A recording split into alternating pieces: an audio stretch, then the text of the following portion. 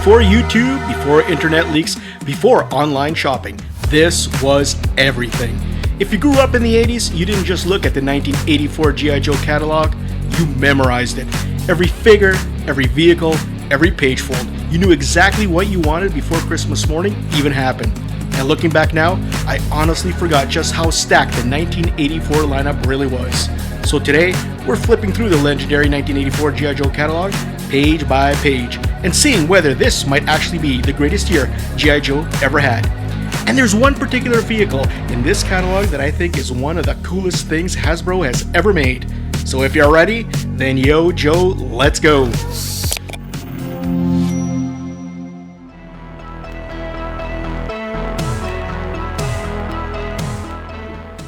So continuing on with my series of which year was the best year for G.I. Joe, I'm going to be taking a look at today the 1984 catalog. So I got this catalog here and I thought I'd go through it with you guys to determine whether or not 1984 was the best year for G.I. Joe.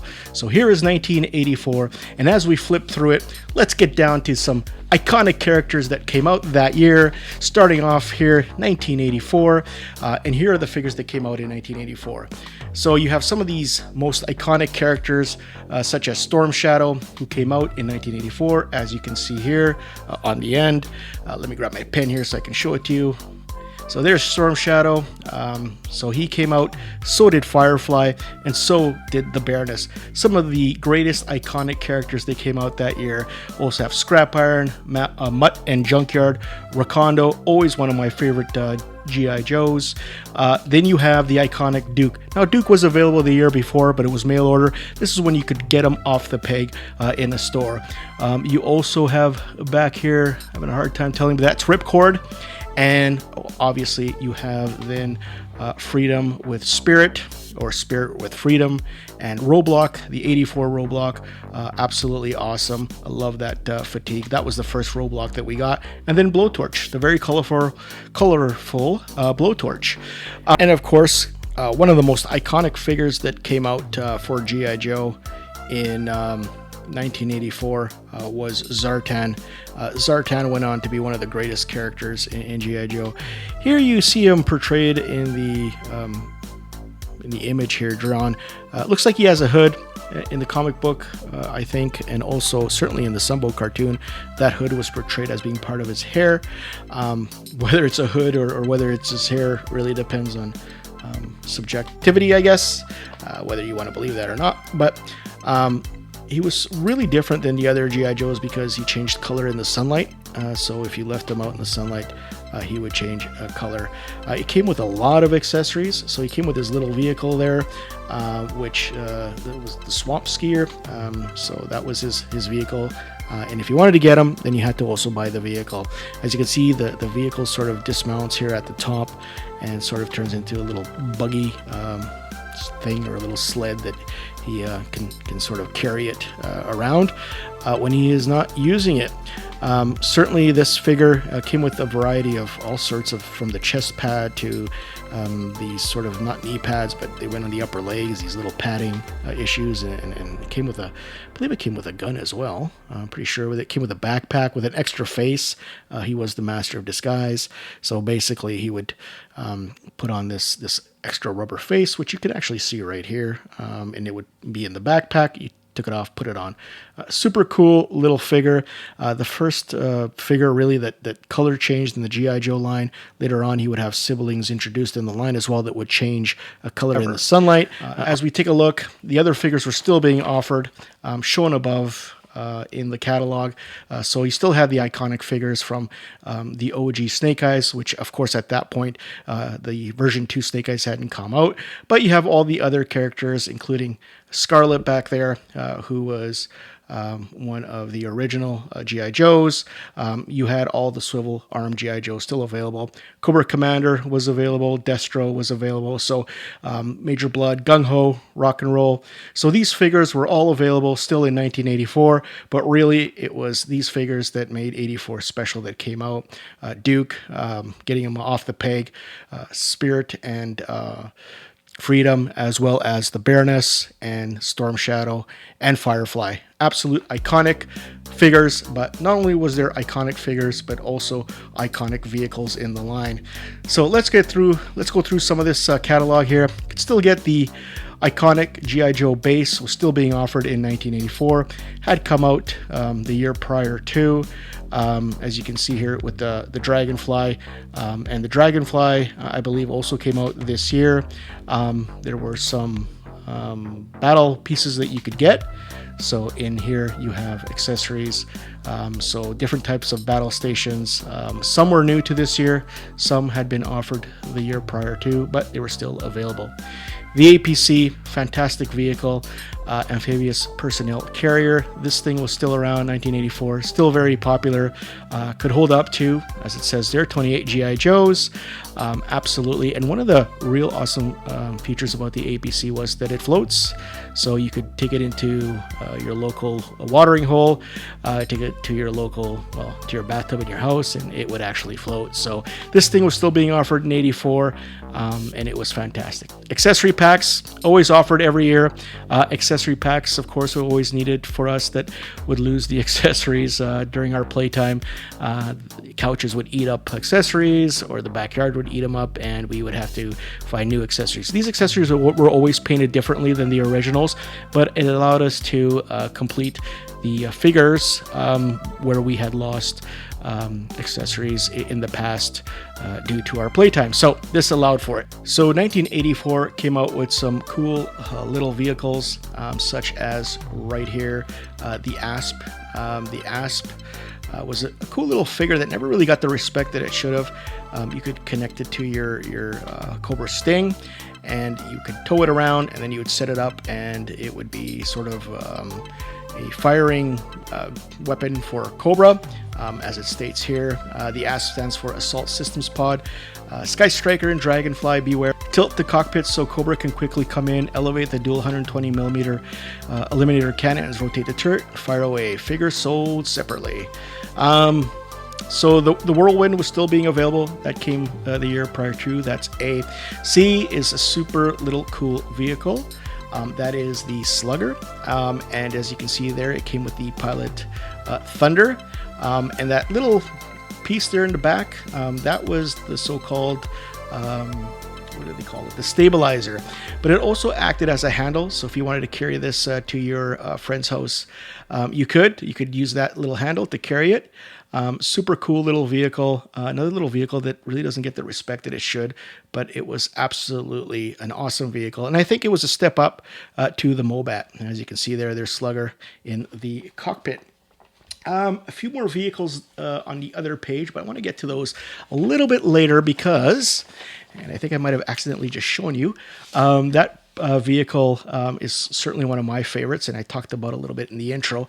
But here you had the mail away, so they were still offering this G.I. Joe application form, they were calling it, Mobile Strike Force Application Force. So you got certain little trinkets when you signed up for it listed there, same as the years prior to. So it was kind of cool that Hasbro decided to offer these things to kids to make it seem like you're part of the team. So that was pretty cool. It's a little special offer here. So stuff that you could ask for. Get a G.I. Joe cap and wear it for sports or any other occasion.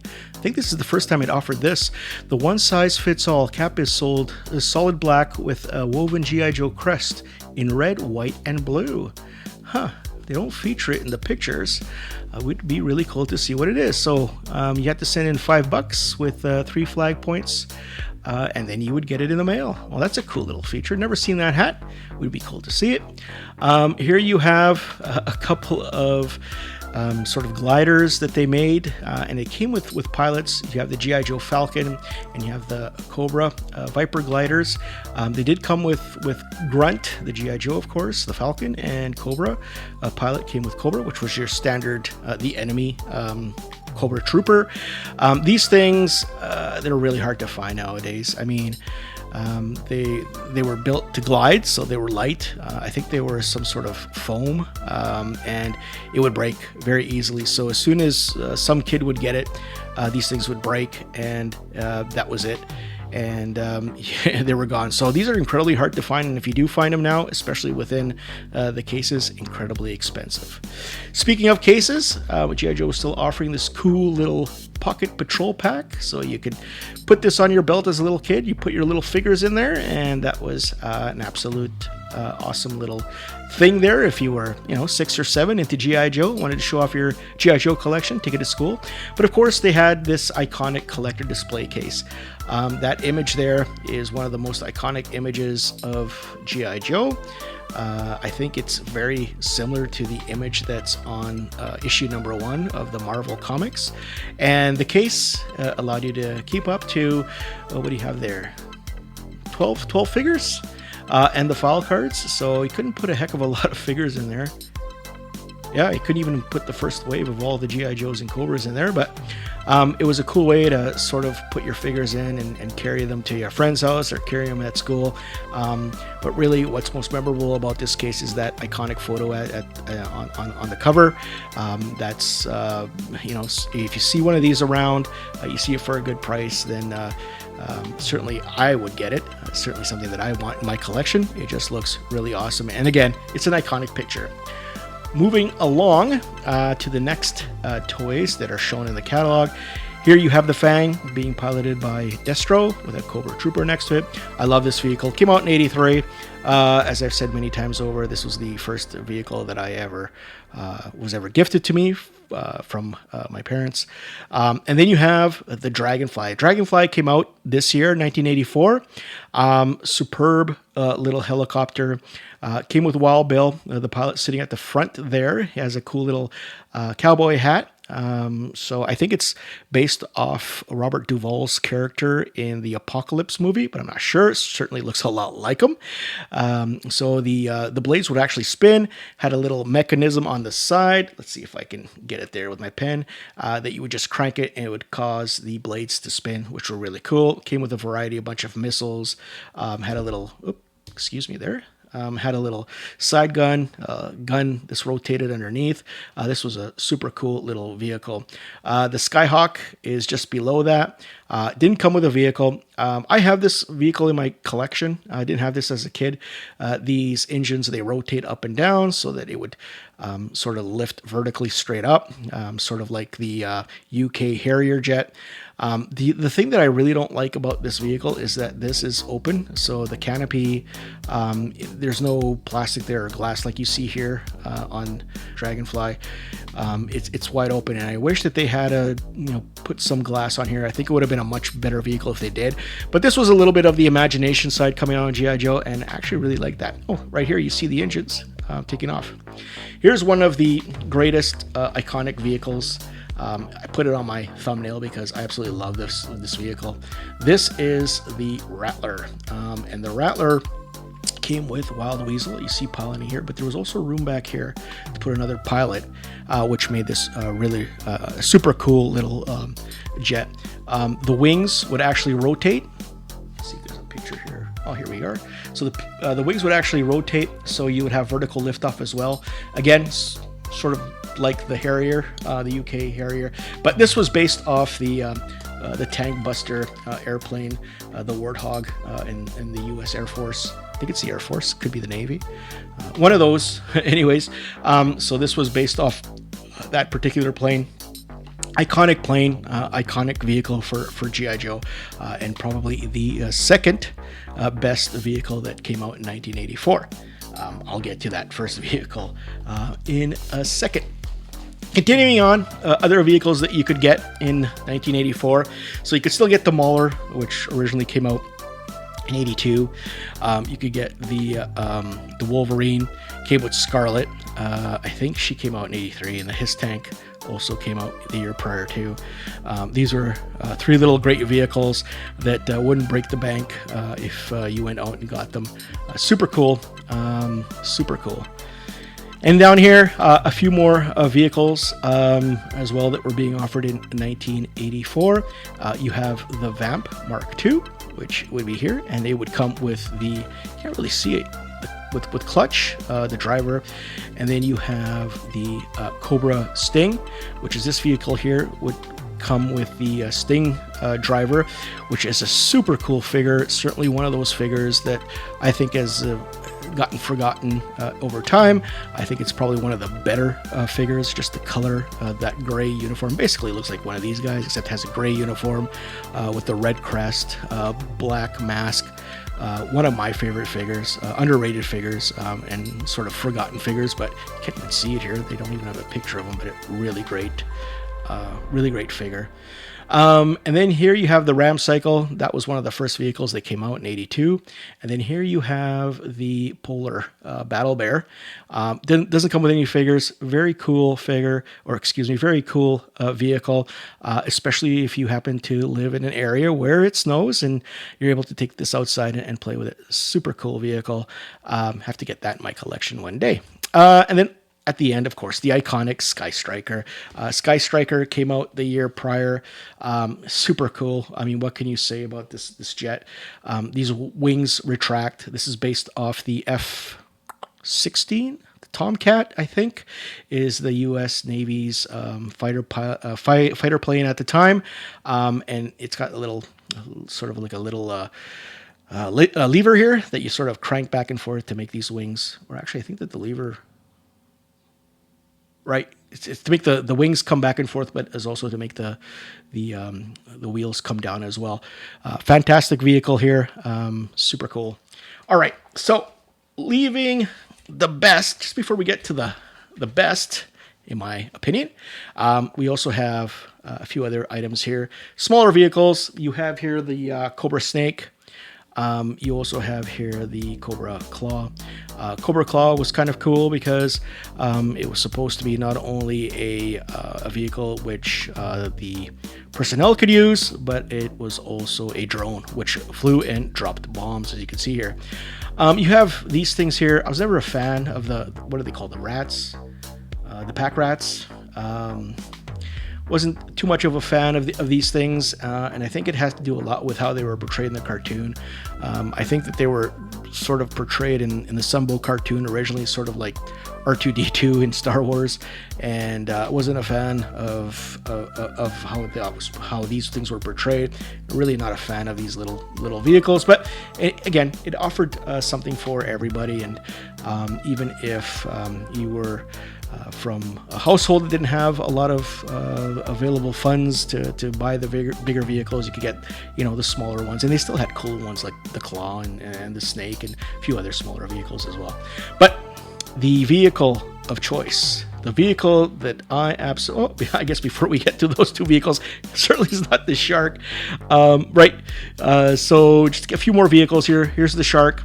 Came with a Deep Six, which is one of the strangest figures ever released by Hasbro in this line. Had no articulation. The legs didn't move. It was basically a statue. The arms, it had 2 points of articulation. So the arms would move up and down, and that was it. It was designed with this little pump thing that you could pump air into it underwater, and it would submerge and come back up.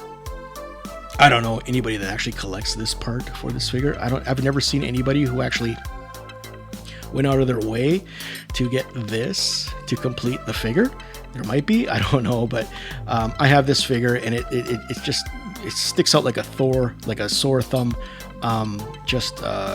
Totally different than all the other G.I. Joe figures because of the lack of articulation. Couldn't really do much with it. One of the cooler, smaller vehicles that G.I. Joe's ever released, and that was the vehicle right here, that being the Water Moccasin. This was a really super cool figure, and I really, really, really liked the figure that it came with. Oh, sorry, this is a really cool vehicle, I should be saying. But yes, the figure was very, very cool. One of my favorite figures in Cobra, and that being Copperhead. And there's two versions of Copperhead, different paint application on the helmet and the gloves. I have this one with the green stripe there on the helmet, which is my favorite. Apparently the other one's worth more because there was less of them, but really liked this figure. Have this figure, don't have the moccasin, but it was a super cool little boat that you could get, little turret there. You could put up to 4 Cobras in this case on there. I believe that these back here also would move, these little flaps. So little super cool vehicle. But the greatest vehicle of them all, and I think till this day, the greatest vehicle ever made in the G.I. Joe line, was the Killer Whale. This vehicle is absolutely awesome. Right down to the logo right there. It's just an absolute awesome vehicle. I have this in my collection. This was my grail piece that I wanted to get. Just incredible vehicle. So, I mean, it's got the turbines here, or the sort of the, I guess the I don't know what these are, but the engines back here. I guess it wouldn't be the engines, the turbines back here that would move. It's got these flaps back here that would also move as well. These depth chargers would actually, if you pull this lever down, this would come down. There's a bike on this other side where you can actually take it out and use it and put a figure on it and ride around. You had the cannons that move up and down, the missiles which also moved. There's an engine underneath here, I believe, which you can take the cover off and look inside. Fits your figures up here. It comes with Cutter, with this individual character, the fellow from Boston with a heavy Boston accent in the cartoons. Did a great job of representing him in the cartoons. The 2 turrets up here as well. And then there is a, this opens up and there's a compartment here where you can fit a number of Joes in there. I think about 6 or 8 even. So I'm sure there's pictures here of it. So, and at the front here, this flap would open and you would press a button, and I think that the button's right up here in front, or should be here in front. Looks a little different here, but you'd press a button and then this little water vehicle would shoot out, and you would have or you could put a G.I. Joe in there. In this case it was Stalker, and it would shoot out across the water, and it's absolutely cool. So this part here, it flips down. Right here is what you see here, so when you open this up, this opens up this way, and then this flips down, and it allows then for a landing crew on the beach, what you can see right here. So that's what you see when it's open. So it has like a sort of a little ramp, and all the Joes are in there, and I think you can fit up to quite a few. I know I have 4 in mine. Maybe I could fit 6 in there total, and you bring out your landing party. So walk onto the beach, take that bike, which they don't even show here. All right, but there is a bike here that comes out. A bike as a motorcycle, and you can ride it into the charge in the battle against Cobra. And this was just absolutely well done. It doesn't look big on paper, but this thing is enormous. I mean, this thing is much bigger than the tanks, including the Mauler, including the Mobat, and it is wide as well. So certainly not as big as something like the Defiant or the USS Flag, of course, but it is huge, and the picture here doesn't do it justice. But there you go. That's the 1984 catalog. That's what was still being offered in 1984. New vehicles that stand out, obviously the Killer Whale, the Cobra Rattler, the Slugger, and as well those iconic characters that we first started off with. So stating all that, you have to ask yourself the question of, was 1984 the best year of G.I. Joe? Well, there's a pretty good argument for it.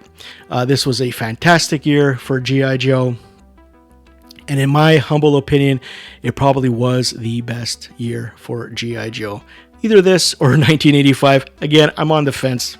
Such good stuff being released in both 1984 and 1985 that I think it's 1A and 1B when it comes to the best years for G.I. Joe. Whether it's 85 or 86, well, that's completely subjective, but certainly this was one of the best years. Thank you for watching. If you want to take a look at my other catalog reviews, then take a look at my playlist right here. And if you want to take a look at my personal collection, then take a look at this video right here. Until next time, thank you for watching, and happy memory hunting.